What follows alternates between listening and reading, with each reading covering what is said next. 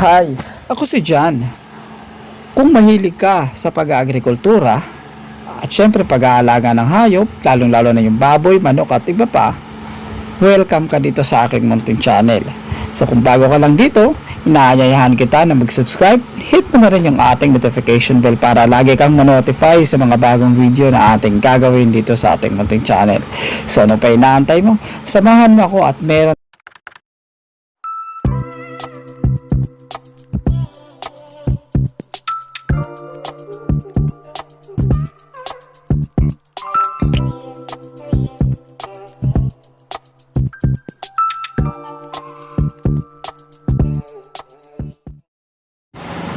So ayan po guys, yan po yung aking mga fatteners sa ngayon.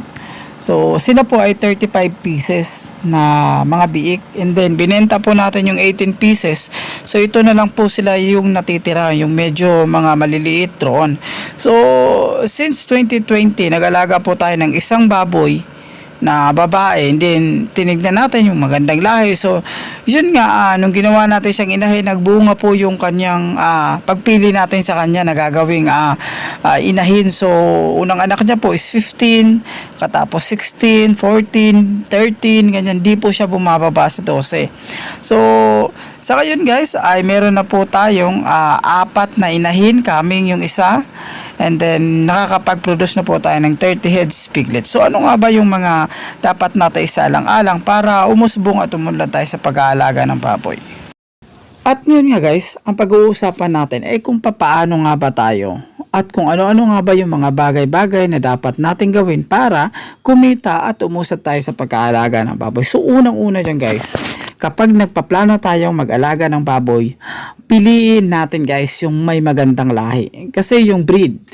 Kasi napaka-importante sa pagpili ng isang inahing baboy o aalagaing baboy na may magandang lahi. Kasi may mga lahi kasi ng baboy guys na umaanak sila ko konti. Kaya kapag ganun yung napili natin, malulugi po talaga tayo dyan. Malulugi po tayo sa pagkain. At pangalawa, yung mga baboy dapat meron din tayong management, tamang management sa kanila guys.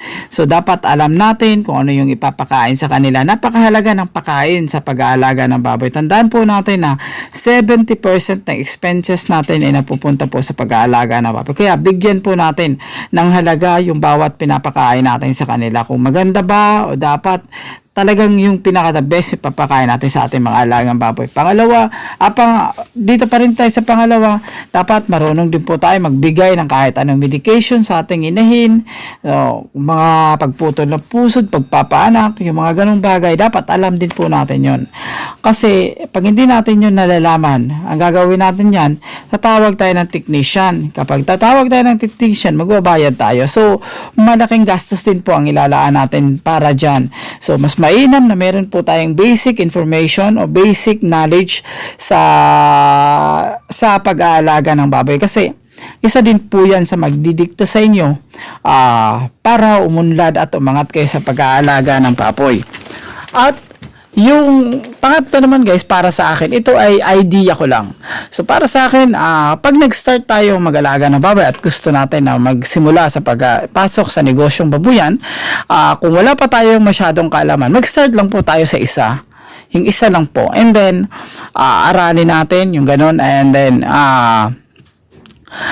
yung mga ginagamit natin, kung po pwede lang, gumamit na tayo ng mga materials o yung mga bagay-bagay na pwede natin magamit na nasa paligid lang natin. So, sa akin nga, makikita nyo guys, yung mga ginagawa kong farrowing pen para sa kanila is yung kahoy lang po yan. So, kinukuha po natin yan dyan sa may gilid.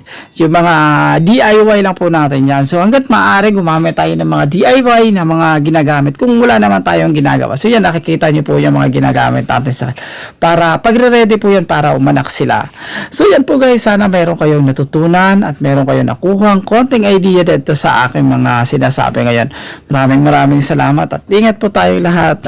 God bless you and happy farming.